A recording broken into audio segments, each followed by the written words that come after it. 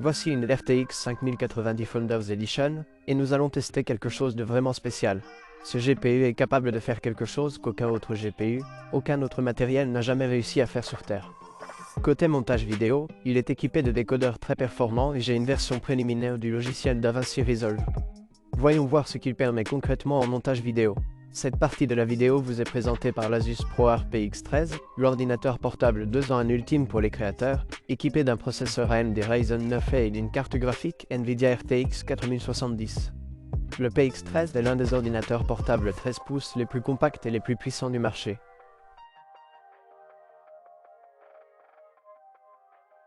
Créé plus intelligemment et plus rapidement, où que vous soyez, grâce aux fonctionnalités d'IA et à une robustesse de niveau militaire. Découvrez notre présentation complète dans la description de la vidéo ci-dessous. Au fait, cette vidéo a cumulé 14 100 vues. Voyons voir le nombre de vues à la fin de la vidéo, soit 14 100. Si vous aimez ce genre de vidéo, cliquez sur « J'aime » et abonnez-vous si ce n'est pas déjà fait. Avant de commencer, pensez à Premiere Pro. Je fais généralement ces tests avec Premiere Pro, car je pense qu'il est un meilleur logiciel pour mettre en valeur les performances d'un GPU ou d'un système.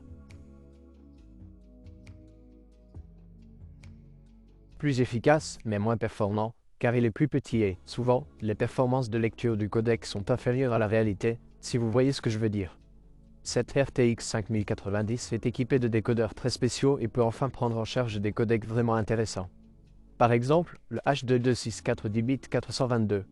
Ce codec a toujours été accéléré par le processeur et il semble désormais possible de l'utiliser. Il en va de même pour le H2265 422 10 bits.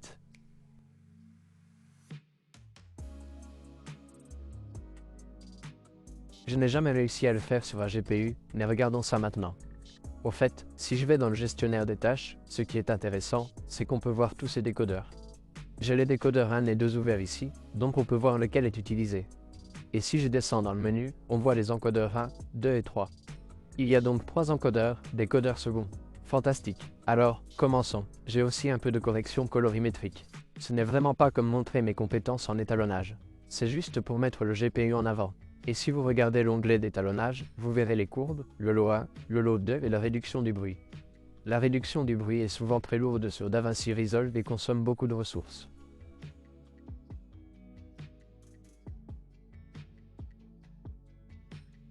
Le GPU lit ceci. Vous pouvez voir à droite les températures réelles du GPU, sa consommation, les ventilateurs du GPU, son fonctionnement, la température de la jonction mémoire, ainsi que la mémoire disponible et utilisée ou allouée. En bas, on peut voir si le GPU, la mémoire et le CPU sont utilisés. J'utilise une plateforme 12900K et de la DDR4.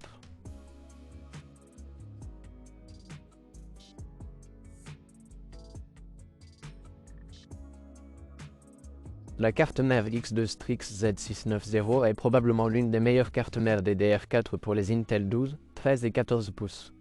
On crée donc un léger goulot d'étranglement au niveau du processeur. Ce n'est pas le meilleur processeur du marché.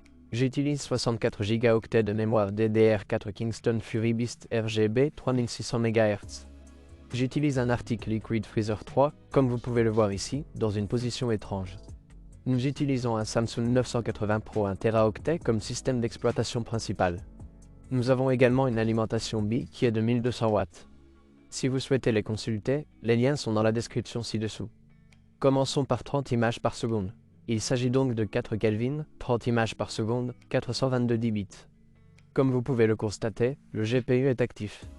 Est-ce du 264 ou du 5? Comme vous pouvez le voir, le processeur est en train de faire quelque chose. Concernant les décodeurs, je ne vois aucun décodeur lire quoi que ce soit. Donc, si je fais défiler, c'est très fluide à 30 images par seconde. Je vais juste baisser l'étalonnage des couleurs un instant. Et j'appuie sur lecture. Écoutez, les décodeurs ne font peut-être pas grand-chose. Voyez-vous un petit pic? Le processeur fait quelque chose, mais je ne sais pas vraiment si cela vient du GPU ou du CPU. Voici donc HR264. Un autre HR264, 25 images par seconde, 422. Ce que je vois est très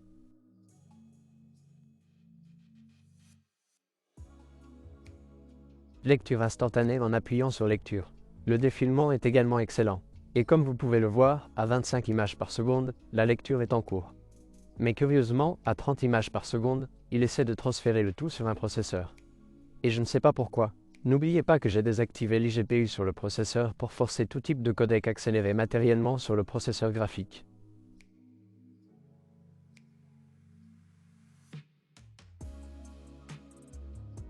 C'est intéressant, regardez, 30 images par seconde, rien.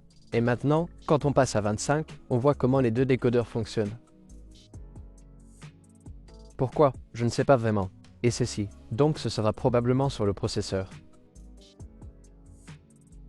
Comme vous pouvez le constater, la lecture s'effectue sur le processeur, car il s'agit d'une lecture interimage, ce qui signifie qu'il ne s'agit pas d'un long hop. Il s'agit d'un codec interimage, ce qui signifie que chaque image est lue séparément. En revanche, les HR 264 et 5, les précédents, sont des longs hops, ce qui signifie de longs groupes d'images. Ainsi, la compression fonctionne comme suit. Elle reproduit un long groupe de photos ou d'images, puis réduit la qualité de certaines d'entre elles. Ainsi, pour identifier une image, il faut analyser un groupe de photos autour de cette image pour déterminer de quelle image il s'agit. La qualité reste la même, mais la lecture est très difficile. C'est pourquoi l'accélération matérielle est nécessaire pour ces types de codecs. Passons maintenant à 60 images par seconde. Il suffit donc d'ajouter quelques images supplémentaires.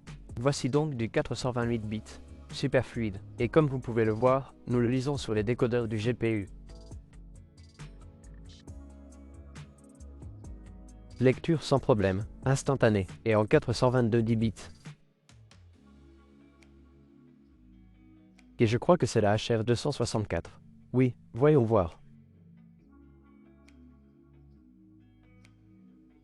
Ouais, c'est incroyable. Oh, waouh, ça n'aurait jamais été possible. Regardez, le processeur ne fait pratiquement rien.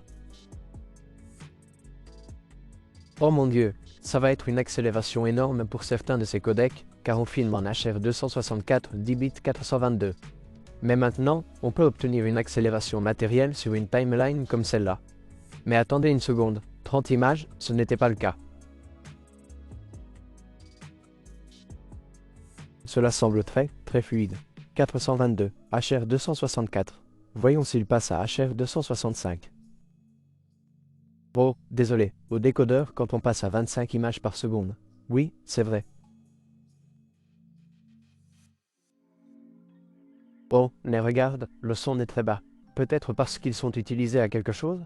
Non, ils sont utilisés à 0%, tous les deux.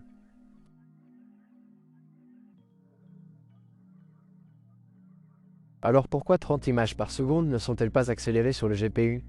25 images le sont et 60 images le sont, mais pas 30. Que se passe-t-il? Regardons maintenant les images de la Canon C200. Le parcourir est très facile. Il s'agit d'un fichier Canon RAW DCI 4K. Bon, on dirait qu'il a des difficultés. Je sais que c'est peut-être juste un petit problème, mais je pense que c'est à cause du processeur. Comme vous pouvez le voir, le décodeur ne fait pas grand-chose. Il utilise d'autres composants du processeur graphique pour lire le fichier.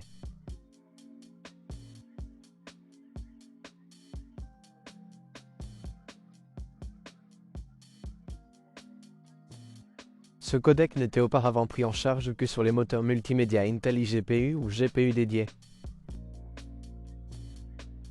C'est du H4, 265, 10 bits 422.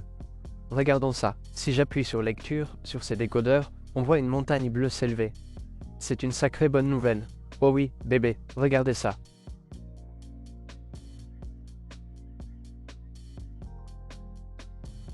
Tellement facile. Voilà, regardez-moi ça. Oh, le nettoyage est d'une douceur incroyable. Oh mon Dieu, ça va changer la donne. Plus besoin de processeur Intel, il suffit d'un processeur AMD et vous aurez une lecture incroyable. Regardez-moi ça, c'est incroyable. 24 images.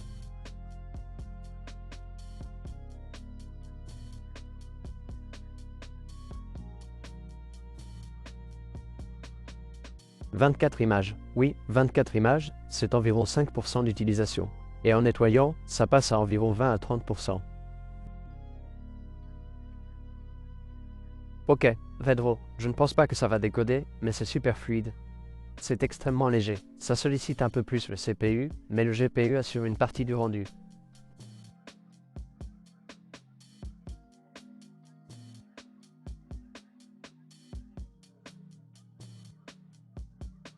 C'est un peu plus saccadé.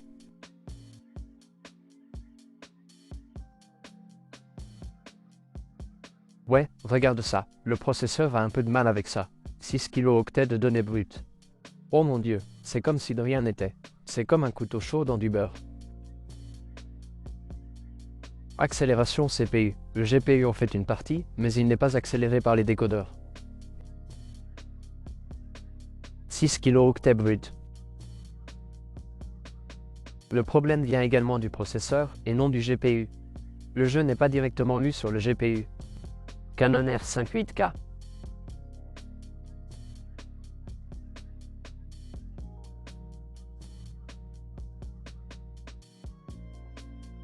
Ça a l'air super, super doux. N'oubliez pas que j'ai une réduction de bruit complète, de lutte activée, et ça passe comme un charme. Des images 8K, incroyable. 8K Red Raw, le scrubbing est un peu saccadé, mais c'est à cause du CPU, pas du GPU.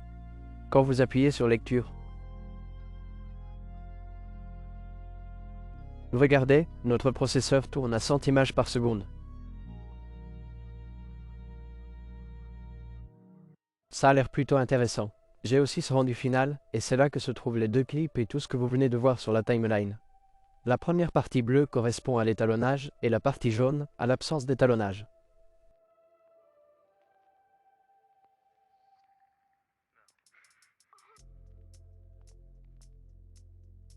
Donc ce que je vais faire, c'est que nous allons exporter ceci.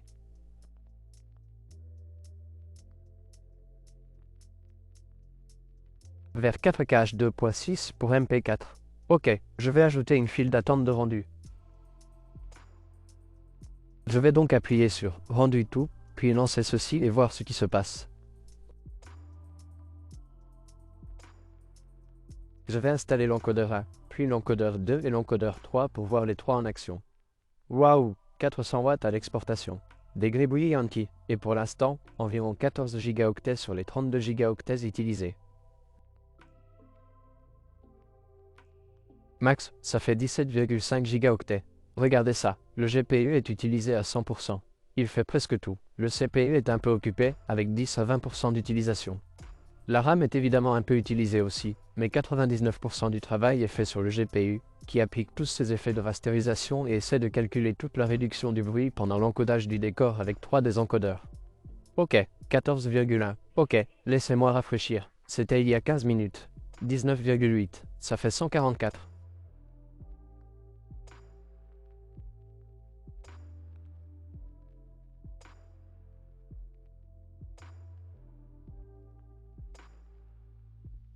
Oh mon dieu, TikTok devient fou. Ok, voyez, ce sont des codecs différents. Maintenant, on utilise CP parce que c'est un codec rouge. Les encodeurs continuent d'assembler une partie de la vidéo, mais ça ne marche pas autant qu'avant, même s'ils consomment toujours 424 watts. Les encodeurs sont tellement puissants. Il en utilise 3 pour encoder des vidéos 8K et seulement 4% sont utilisés. Tous, c'est insensé. Bon, ce qui se passe, c'est... Oh mon dieu, à quelle vitesse ça va? Regardez le travail des encodeurs. C'est sans étalonnage, et sans étalonnage, regardez la vitesse d'exportation. C'est bien plus rapide que la lecture en temps réel. Donc, pour l'instant, on utilise 16, presque 16 gigaoctets de RAM. Il reste à peu près la même quantité. C'est du CPU à 100%.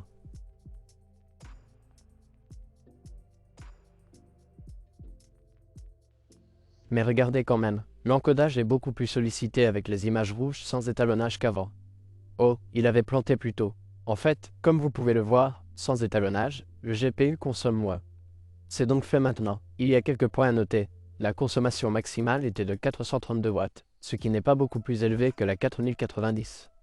Vous savez, je suis toujours plus élevé. La 4090 aurait été inférieure à 400 watts, mais la consommation au repos est d'environ 21, 25, 30 watts, quelque chose comme ça. La consommation est descendue à 28,3 watts au minimum, mais c'est à peu près tout. Côté température, 18 degrés.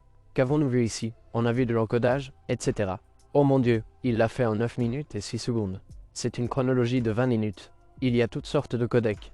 Du 8K au 12K. Il le fait, tout simplement. Oh, on n'a pas encore réussi à nettoyer le 12K brut B, il faut appuyer à nouveau sur lecture. Il le fait, aucun problème, il ne consomme que 200 watts du GPU. En conclusion, c'est une révolution absolue. La série 50. La bonne nouvelle, autre avantage, Ces encodeurs sont les mêmes, même sur les modèles d'entrée de gamme, mais ils sont moins nombreux. Vous aurez donc toujours sur la 5070, par exemple, la même prise en charge des codecs que vous avez vus jusqu'à présent. HZ264 et HZ265 10 bits 422. Chronologie 422. C'est absolument incroyable. C'était impossible avant. Ça va vous accélérer considérablement. C'est complètement fou. Suis-je vraiment excité?